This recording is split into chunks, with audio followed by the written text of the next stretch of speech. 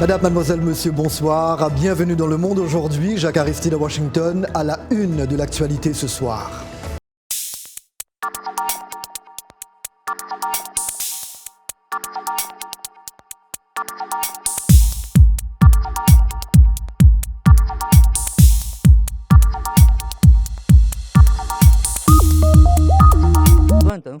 L'un des premiers médecins chinois qui a donné l'alerte au coronavirus est décédé ce vendredi de la maladie, une étape sombre pour la propagation rapide de l'épidémie. Le docteur Li Wenliang, 34 ans, était ophtalmologiste dans un hôpital de Wuhan, la ville chinoise la plus touchée par l'épidémie. Il avait été réprimandé au même titre que 7 de ses collègues par la police de Wuhan pour avoir diffusé des informations jugées illégales et fausses sur le coronavirus. La province chinoise du Hubei, où se trouve Wuhan, a fait état de 69 nouveaux décès, portant le nombre de morts en Chine à plus de 600. Elle a également signalé près de 2500 nouveaux cas pour un total de plus de 30 000 cas selon la télévision d'État. Mais l'OMS a déclaré jeudi qu'il était trop tôt pour affirmer que l'épidémie a atteint son apogée. Il y a eu cette augmentation constante de cas dans la province du Hubei, mais nous n'avons pas vu la même accélération dans les autres provinces en dehors du Hubei. Mais nous observons des cycles de transmission qui pourraient augmenter le nombre de cas dans les prochains jours. Les autorités du monde entier prennent des mesures préventives pour contrôler la propagation de l'épidémie. Plus de 3500 personnes amarrées au large du Japon sur le navire Diamond Princess, qui compte 20 cas de coronavirus, ont été soumises à des tests et à une mise en quarantaine pendant au moins 2 semaines. À Hong Kong, un autre navire de croisière de 3600 passagers et membres d'équipage a été mis en quarantaine en attendant les tests.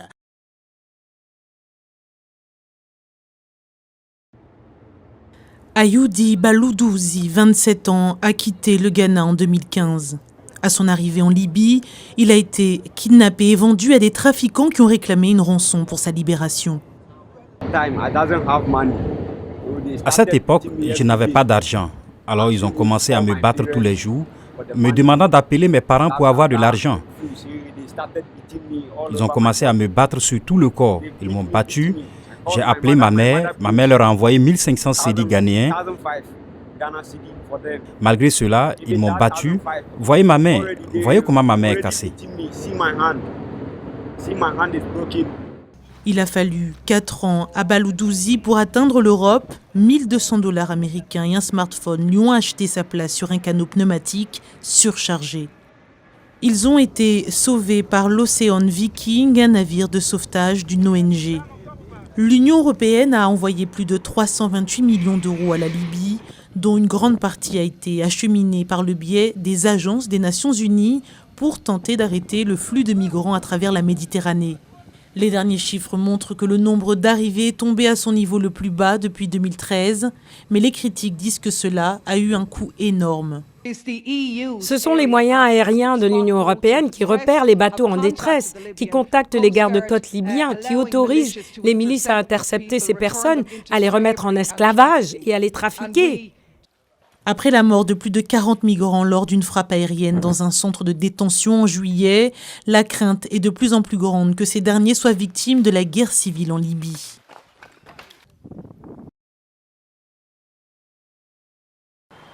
Albert Kounioukouns Goma était un jeune caporal de l'armée coloniale belge lorsqu'il a été contraint de se battre pendant la Seconde Guerre mondiale, aussi loin que le Myanmar. Le nouveau documentaire, intitulé « L'ombre des oubliés », raconte son histoire et celle de milliers comme lui qui ont combattu pour une nation qui n'était pas la leur. Pendant la guerre, nous étions des esclaves belges. C'était l'ère de la colonisation belge. Les Belges avaient tous les droits sur l'homme noir. Des milliers de Congolais ont été enrôlés dans le cadre des forces armées coloniales et ont combattu pendant la Seconde Guerre mondiale en Afrique de l'Est, au Moyen-Orient et en Asie. On nous avait pris directement envoyés au front.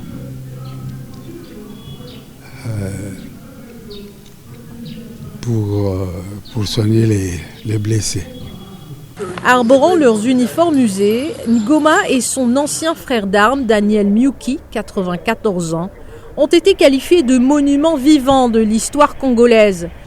Je voulais qu'au travers d'eux, que ceux qui ont donné le meilleur d'eux-mêmes, non seulement pour le Congo, mais aussi pour la guerre mondiale, qu'ils soient moralement récompensés. Les soldats congolais n'ont jamais reçu d'indemnisation des pays pour lesquels ils ont combattu entre 1940 et 1945, selon une plainte déposée en 2018 en RDC par 7 enfants d'anciens combattants de la force publique.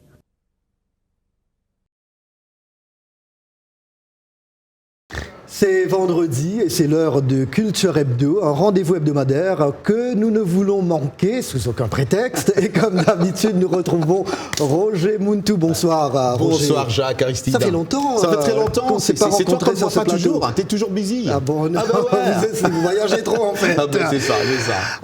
L'expo Trait d'Union, tenue à Kinshasa, c'est à l'espace Oshola, se poursuit donc dans la capitale congolaise jusqu'au 15 février, Roger. Exactement. Ouais. Jacques, d'après les organisateurs de cette expo, l'artiste est à la matière comme le sel est à la mer, et une nécessité bien sûr pour nos sociétés.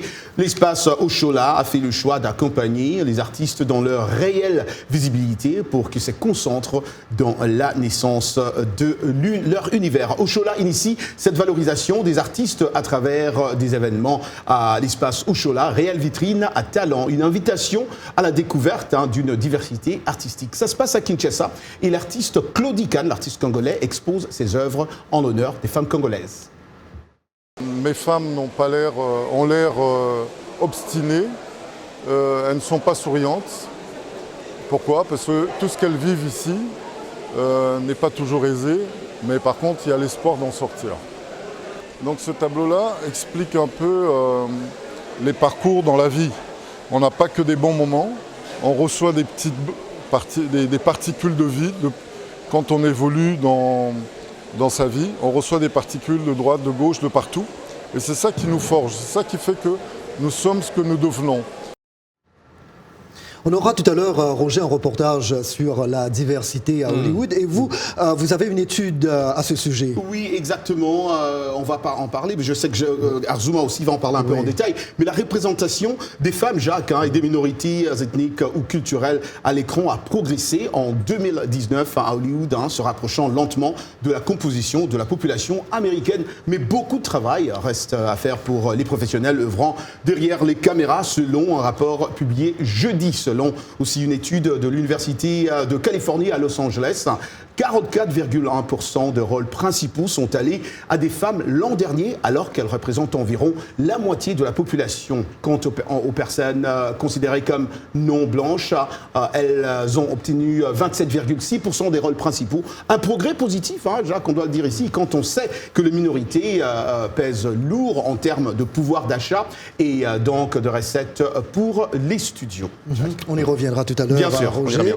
L'artiste ghanéen Obrafour a créé une fondation au Ghana. Ah ouais, c'est un grand monsieur, lui. Michael Elliott Kwabena Okeyere Darko, populairement connu comme Obrafour, a.k.a. The Executioner, qui est un musicien et le père du rap ghanéen Hip Life. Obrafour a un style unique de rap et de narration Twi, qui a aussi inspiré des artistes comme Sarkodie. Il est détenteur de plusieurs prix du Ghana Award Music Award. En mai dernier, Obrafour a célébré sa 22e anniversaire de sa carrière musicale. C'était aussi un moment idéal pour lui de nous parler de sa fondation portant son nom, Obrafour.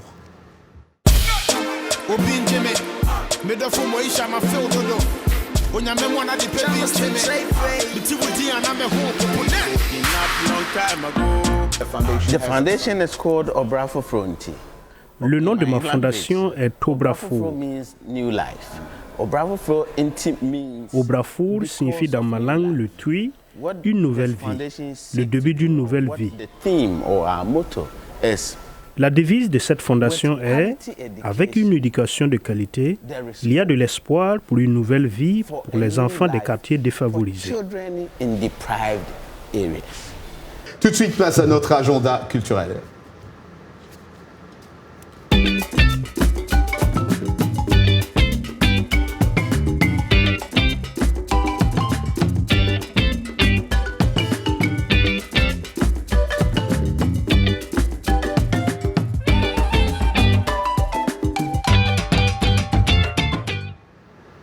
À vendredi prochain, Roger. Merci. Mais allez nulle part ailleurs. Malgré le vote unanime de l'Académie il y a 4 ans pour doubler le nombre de femmes et de membres divers de l'Académie d'ici 2020, pour une 4e année consécutive, aucune réalisatrice n'a reçu de nomination dans la catégorie des meilleurs réalisateurs. Cynthia Erivo est la seule actrice non blanche à recevoir une nomination dans la catégorie meilleure actrice pour Harriet. D'autres comme Jennifer Lopez dans Hustler, Lupita Nyong'o dans As et Eddie Murphy dans Dolomite Is My Name ont été exclus. Au total, 5 films de Corée du Sud, d'Espagne, de Pologne, de France et de Macédoine du Nord sont nominés dans la catégorie films internationaux, qui s'appelait autrefois film en langue étrangère, mais a été modifié cette année par l'Académie pour refléter une approche plus positive et inclusive des films réalisés en dehors d'Hollywood. Le film français Les Misérables, écrit et réalisé par Ladj Ly, le fils d'un immigré du Mali, a été inspiré par des émeutes de 2005 dans un quartier multi-ethnique de la classe ouvrière de Paris et a également été lauréat du Festival de Cannes. Bien sûr, c'est important. Déjà, on est très content et très fiers d'être parmi tous ces grands réalisateurs. C'est une grosse fierté pour toute l'équipe des Misérables. Et tandis que l'Académie s'ouvre lentement aux minorités et aux femmes, il est peut-être trop tard, car les jeunes générations semblent de moins en moins intéressées, explique Richard Craig, expert en médias à l'université George Mason. Je pense qu'ils prennent juste des routes différentes. Les académies vont changer. Peut-être que nous verrons plus de streaming en ce qui concerne les catégories ou quelque chose de ce genre. Je ne sais pas encore. Cynthia Fuchs est d'accord. De plus en plus d'entreprises de streaming produisent et présentent des films divers en utilisant la technologie mobile. Les gens regardent des films de diverses manières maintenant, et c'est idem pour ceux qui font des films. Tout le monde ne va pas au théâtre. Selon Fuchs, alors que de plus en plus de films sont produits en dehors du système hollywoodien, le rôle traditionnel d'Hollywood en tant qu'épicentre de l'industrie cinématographique pourrait décliner, tout comme les Oscars, s'ils ne se réforment pas assez tôt.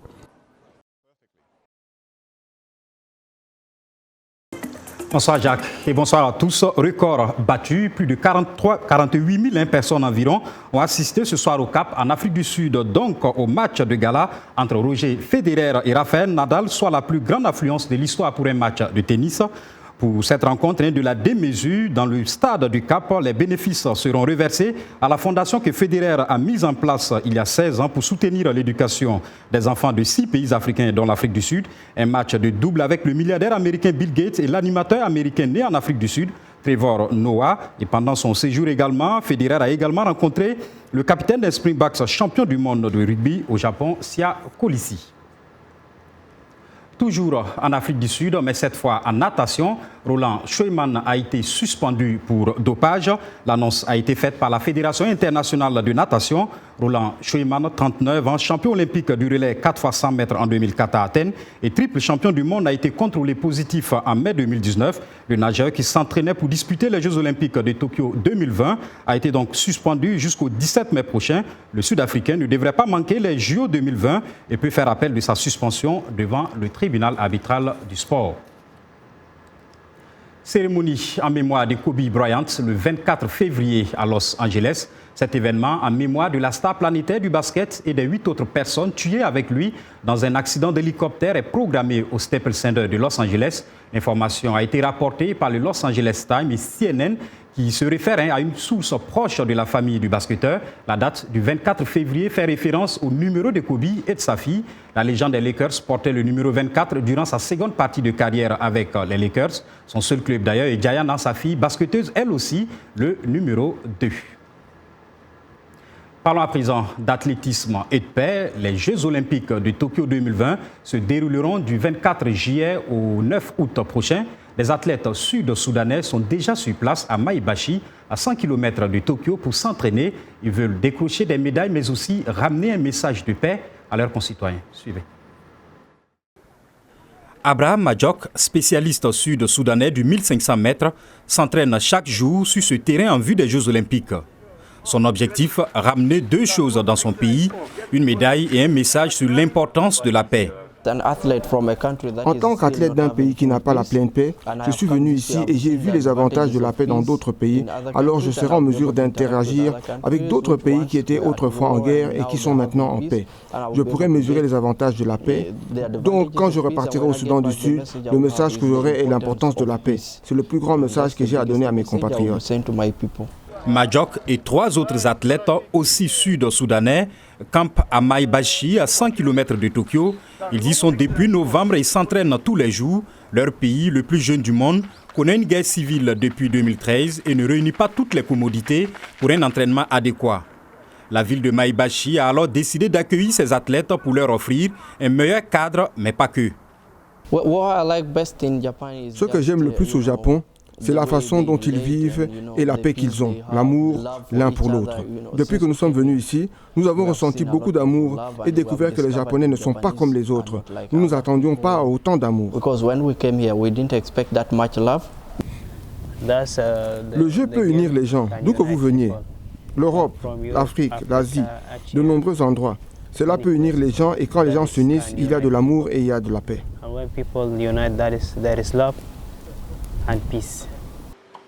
Akune et ses amis ne sont pas seulement habitués aux pistes de Maebashi, ils se sont aussi familiarisés avec la gastronomie locale et, visiblement, les habitudes japonaises se sont vite installées.